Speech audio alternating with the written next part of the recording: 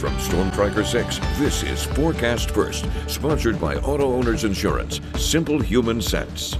Cool weather across mid-Michigan again today. Our current temperature is only 70 in Lansing, 66 in Jackson. We should be right around 80 degrees this time of the year. So we check out the what's happening in terms of the satellite and radar. Fairly quiet, couple spotty showers here and there. Those will again die down really quickly this evening. As we zoom out the view, that's our only action. No major storm system in the region, and temperature-wise, north and south, upper 60s to near 70.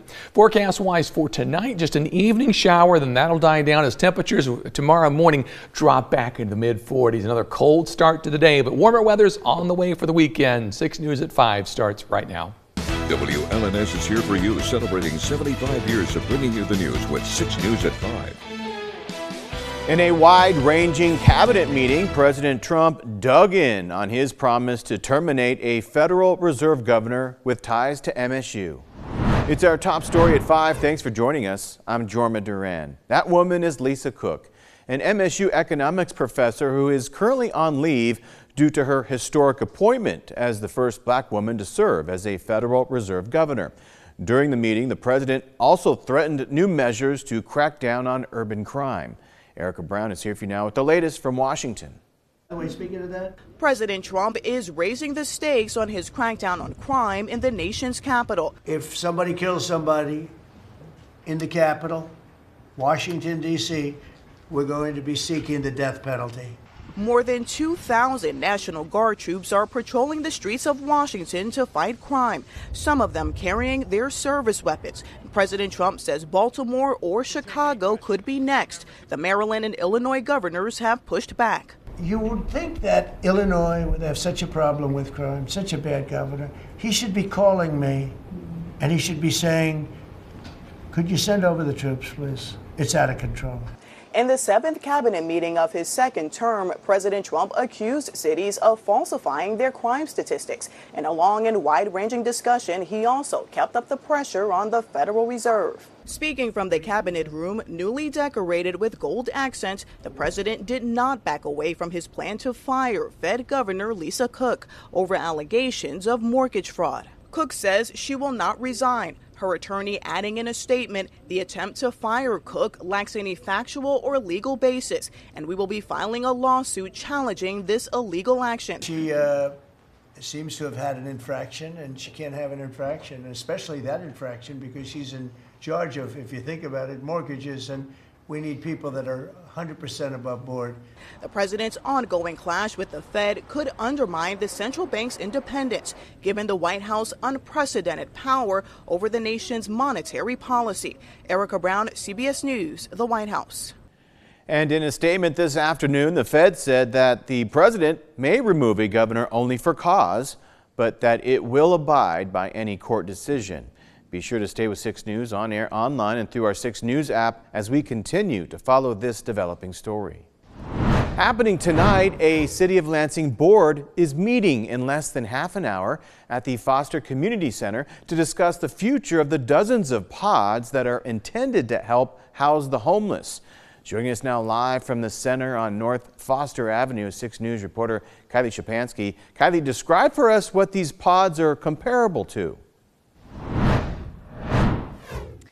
Jorma, these pods look like a cross between a camper and a tiny home, both with their use of lightweight materials and portability. Last month, City Council voted to purchase 50 Mod Pods to serve as emergency transitional housing. The purchase comes amid a lawsuit between the city and property owners over a homeless camp that popped up there. A judge ruled earlier this month the camp could stay if steps involving sanitation were taken. City Council President Ryan Cost says it doesn't make any sense to kick people out of camps without having a plan on where they could go. These pods are coming from a nonprofit in Kalamazoo that was unable to go through with its plans. As for tonight, the city's Human Relations and Community Services Advisory Board says it's hosting a conversation on the pods and that they're looking for feedback to determine the best way to use these temporary homes. That meeting is set up for 5:30 tonight here at the Foster Community Center, and we'll have more information for you on 6 News at 11 and on our website at WLNS.com. Live in Lansing, I'm Kylie Shapansky, 6 News. Kylie, thank you very much. Leaders representing Michigan Medicine say they are no longer providing gender-affirming care for anyone under the age of 19. Officials with the University of Michigan Health say they've received a federal subpoena that's part of a criminal and civil investigation into gender-affirming care for minors. And it's because of this investigation that Michigan Medicine says they are no longer prescribing puberty blockers and gender-affirming hormones for patients under the age of 19. Lansing Area State Representative Emily Devendorf responded to the decision saying, quote, "Care is still legal in Michigan. This change reflects the University of Michigan's response to federal pressure, not a ban under Michigan law. Families still have options," end quote. Michigan Medicine also says it has increased access to mental health services for patients impacted by the change.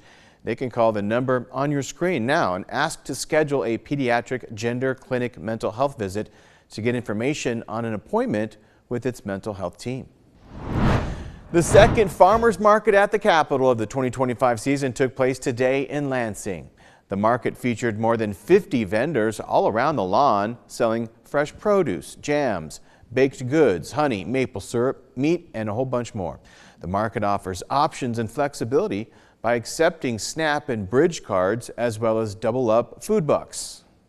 And so we set up a booth here accepting the SNAP EBT program. And then we can provide tokens to the shoppers so that they can shop with the vendors throughout the market who may not be able to apply as a retailer in that program at the moment. The final Capitol Market, Farmers Market, on the season will be on September 23rd. From Storm Tracker 6, this is Weather First, sponsored by Auto Owners Insurance. Simple human sense.